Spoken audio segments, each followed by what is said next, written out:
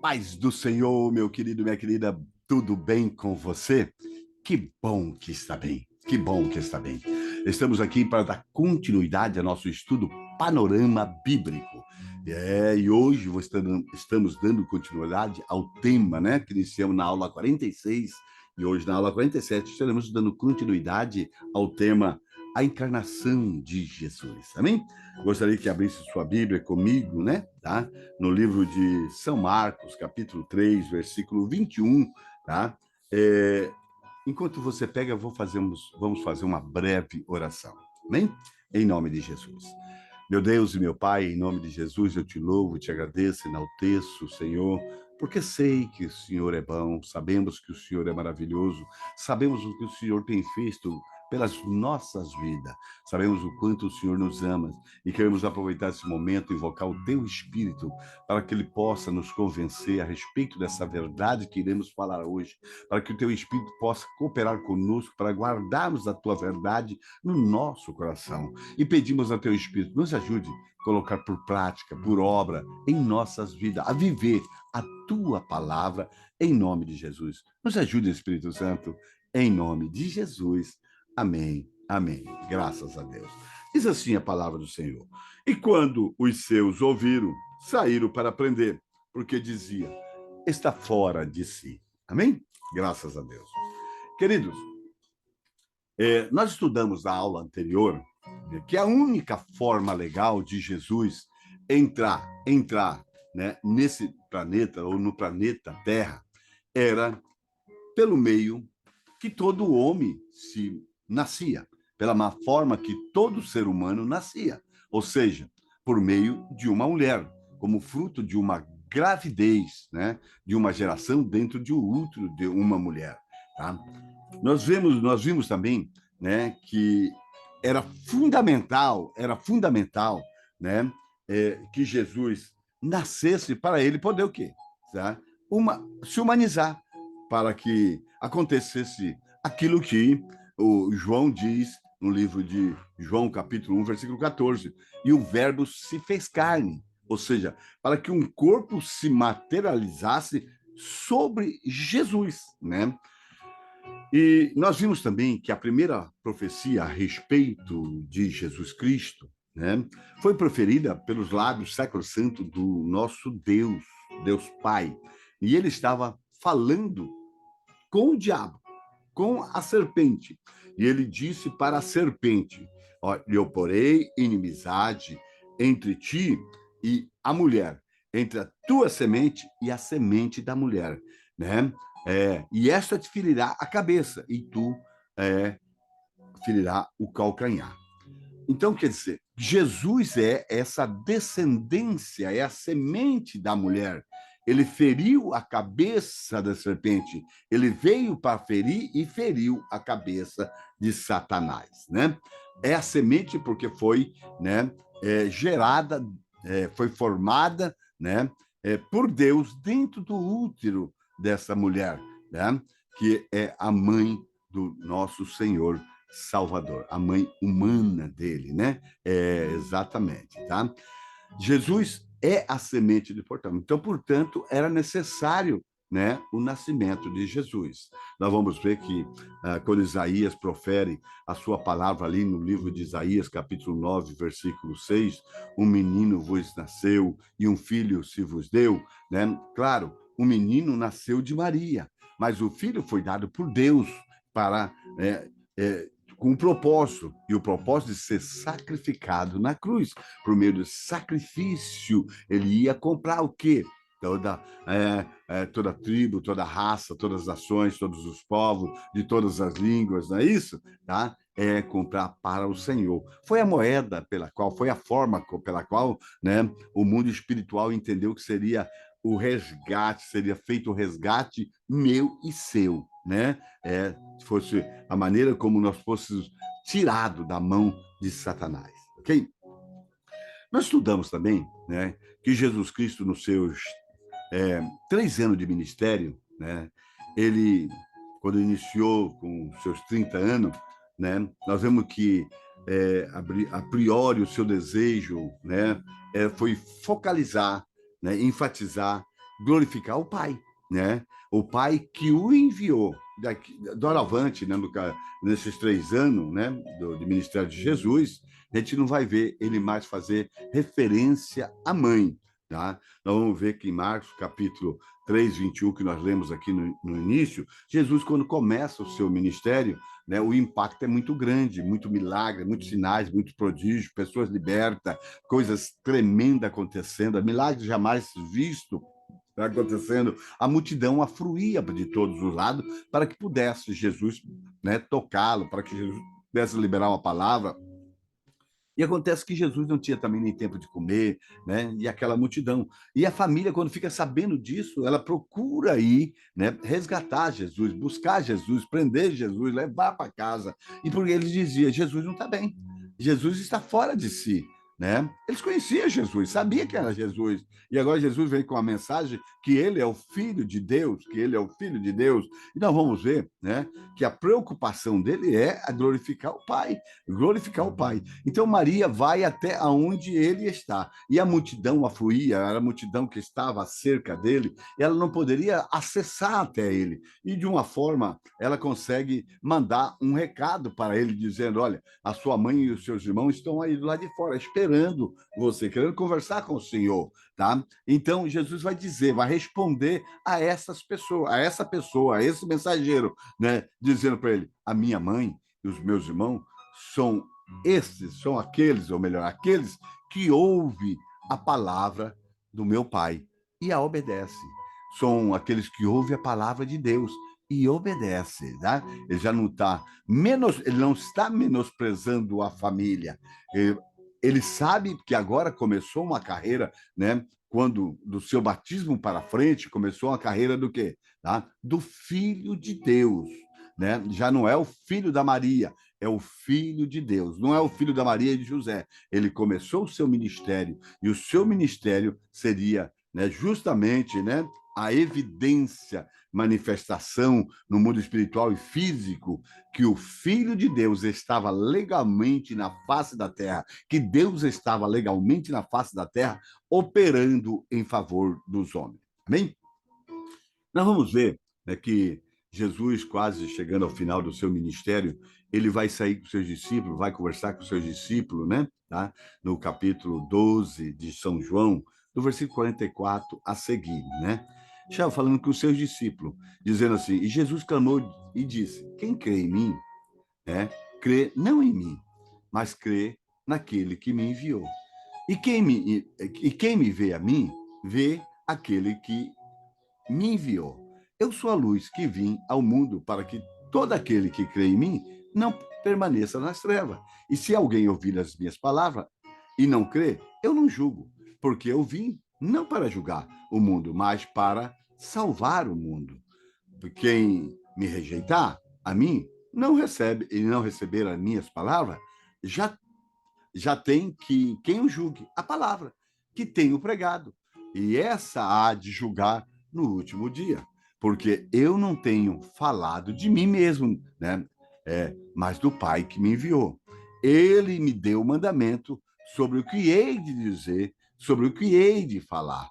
Eu sei que o mandamento é a vida eterna. Portanto, o que eu falo, falo como o Pai me tem dito. Disse-lhe Jesus: eu sou o caminho, a verdade e a vida. Ninguém vem ao Pai senão por mim. Se vós me conhecesses a mim, também conhecerias meu Pai.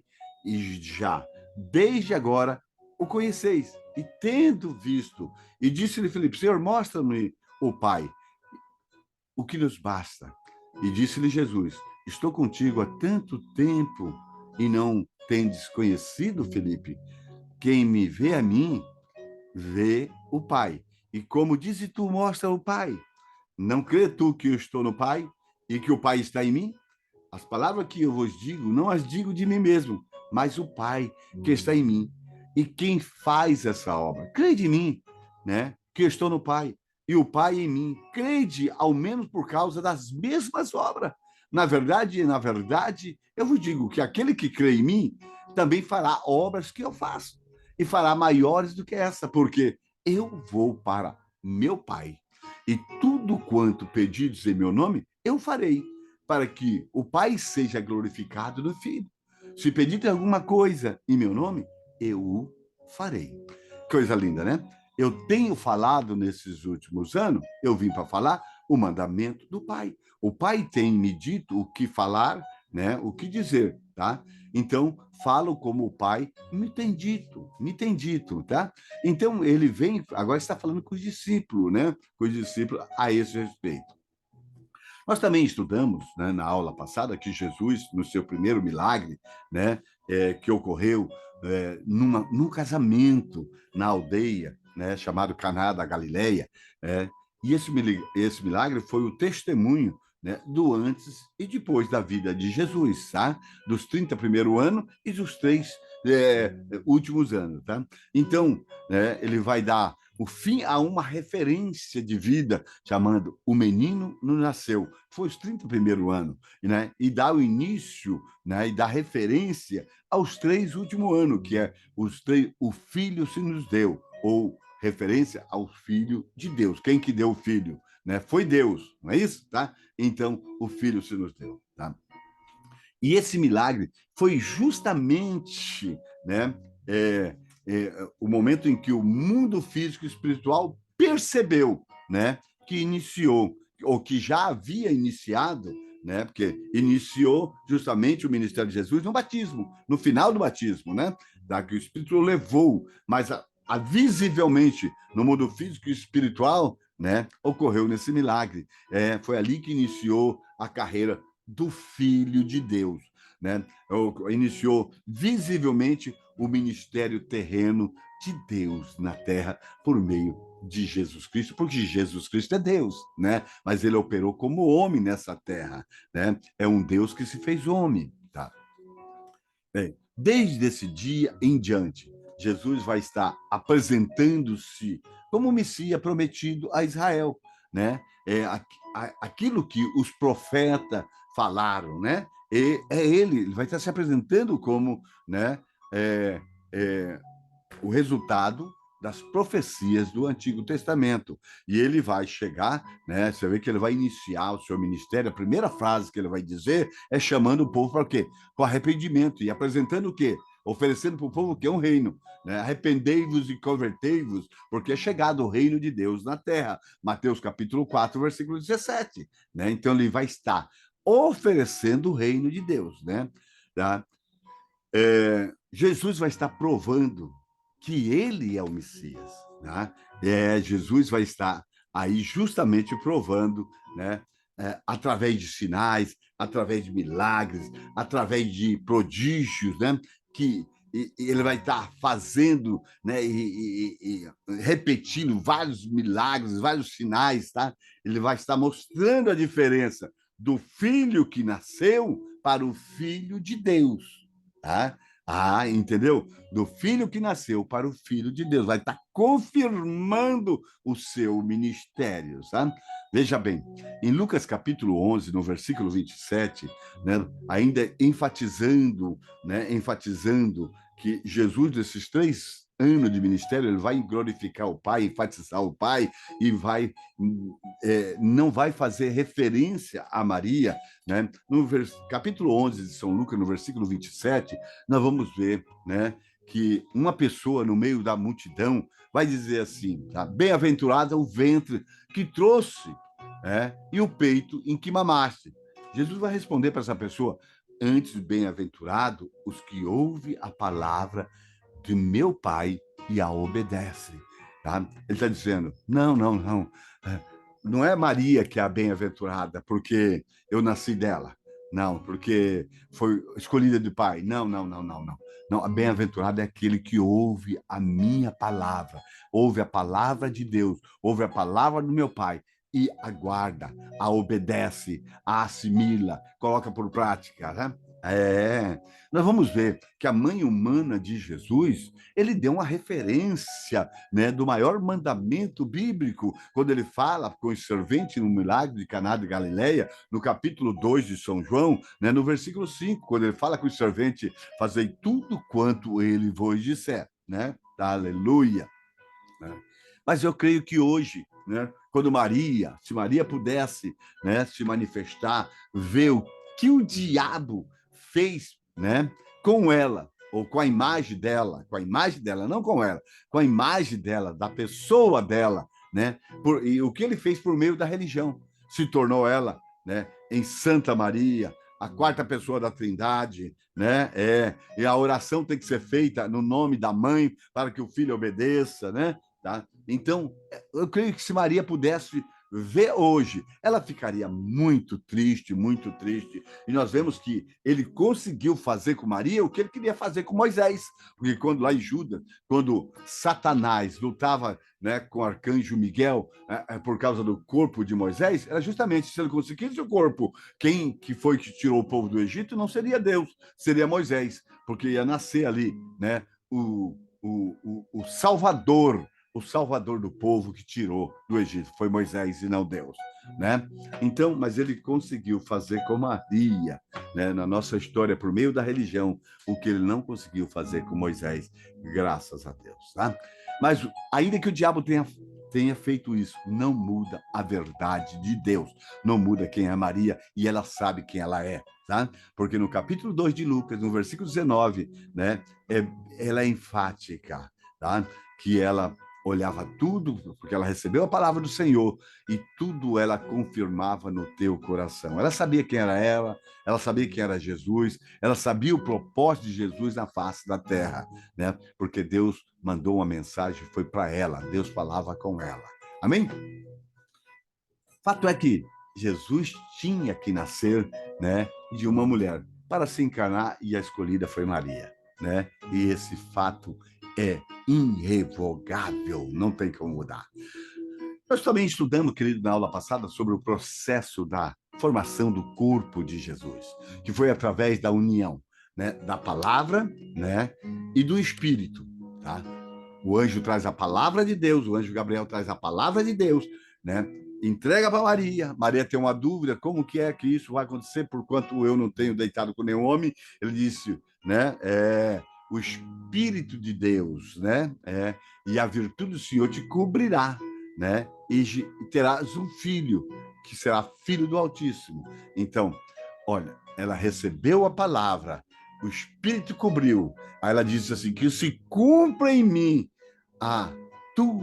segundo a tua palavra, tá? Que se cumpra na sua serva, segundo a tua palavra. Ela disse isso. Então, Deus tem um ser humano para cumprir o seu propósito. E agora Deus manifesta, né, gerando, né, um corpo, né, por meio da palavra e do Espírito, né? Então, o nascimento de Jesus é justamente essa junção do céu e da terra, essa integração do céu e da terra, essa reunião do céu e da terra. O anjo trouxe a palavra, né? Houve a cobertura do Espírito, Maria recebeu o Espírito e Deus materializa, né, o corpo de Jesus, né? Porque Deus não tinha um corpo humano, né? Jesus não tinha, né? Então ele recebeu o que lhe faltava, justamente um corpo humano, para que a união houvesse a união de Jesus como a raça humana, né? Nós temos o espírito humano. Nós éramos mortos, os nossos, né, delito e pecado, como Paulo fala em Efésios capítulo 2, versículo 1, né? E por causa desse pecado adâmico, né, por causa daquilo que aconteceu lá no Éden, né? Nós o ser humano, ele estava separado de Deus. Paulo vai enfatizar isso muito bem, e eu gostaria de te convidar aí a Romanos, né? A Romanos capítulo 3. Romanos capítulo 3, tá? Eu gostaria de ler com você o versículo 10. Como está escrito? Não há nenhum justo sequer, não há ninguém que entenda, não há ninguém que busca a Deus. Todos se extraviaram e juntamente se fizeram inúteis. Não há quem faça o bem. Não há nenhum sequer. Olha, Deus olha para a face da terra. Não tem ninguém que busca Deus. Todo mundo fazendo mal. Quem reinava na terra? Quem dominava a terra? Quem dominava o ser humano? O diabo. Dominava por meio da religião. Fora da religião, era o diabo. Então chega o tempo da plenitude de Deus trazer à existência Jesus. Jesus Cristo. Tá? Não havia ninguém que buscava Deus. Tá? E nós encontrávamos desta forma, né? E aí, né? Quando nós ouvimos falar de Jesus, tá? É, esse nosso esse nosso espírito que estava morto, ele passa a ser vivificado. O meu espírito começa a interagir com o Espírito de Deus, né? Tá? A nossa ligação com o céu é restaurada, né? Somos renovados, um espírito renovado. O que faltava em nós, né, era um espírito renovado por meio da palavra de Deus e do Espírito Santo. E nos tornamos templos de Deus, né? E o Espírito de Deus vem agora habitar em nós. A palavra, né, que diz lá em Ezequiel, capítulo 36, né, no versículo 26 e 27, que nós falamos até na aula anterior. Veja o que diz, olha aqui. E eu vos darei um coração novo, e porei dentro de vós um espírito novo, e tirarei o coração de pedra da vossa carne, e vos darei um coração de carne, e porei dentro de vós o meu espírito, vou colocar o meu espírito, o Espírito Santo, para morar dentro de você, e farei que andes no meus estatutos e guardeis os meus juízos e observeis. Aleluia, né? Então, nós temos essa ligação com Deus, né? Interagimos com o Espírito Santo e Deus manda, né, o Deus e o Espírito Santo morar dentro da gente. Olha o que diz ali 1 Coríntios, capítulo 3, versículo 16. Não sabeis vós que sois o templo de Deus e o Espírito de Deus habita em vós? Olha, você não sabia disso? Olha o que diz ali em 1 Coríntios, capítulo 6, versículo 19. Ou não sabeis que o vosso corpo é templo do Espírito Santo, que habita em vós, proveniente de Deus, e que não sois de vós mesmos? Ei, esse Espírito de Deus não é seu, é de Deus. É Deus dentro de você. Você é casa espiritual. Olha, 1 Pedro, capítulo 2, vamos comigo lá, né? 1 Pedro, capítulo 2, né? Versículo 4, se não me falha a minha linda cabecinha, tá? Eu quero compartilhar com você. Olha o que diz aqui, tá? 1 Pedro, capítulo 2, versículo 4. E chegando-vos a ele, Jesus, pedra viva reprovada na verdade pelos homens, mas para com Deus eleito e preciosa. Vós, também como pedras vivas, sois edificado casa espiritual, sacerdócio santo para oferecer sacrifício espiritual agradável a Deus por meio de Jesus Cristo. Amém? Você é templo de Deus, você é casa espiritual, com o propósito de oferecermos sacrifício espiritual agradável a Deus. Não desagradável, agradável. Tá? Que ele recebe, em nome de Jesus. Senhor, meu Deus, meu Pai, em nome de Jesus, eu quero te louvar, Senhor. Eu quero te agradecer por esse momento maravilhoso que estivemos aqui. Queremos, papai querido, enaltecer o teu nome, porque eu sei que o Senhor é bom. Obrigado, Senhor. Que teu Espírito possa, ó Deus eterno, convencer a mim e os meus irmãos cada vez mais a respeito da tua verdade, em nome de Jesus. Amém. Amém. Um beijo no teu coração, queridos. Até mais. Olha, um beijo no teu coração.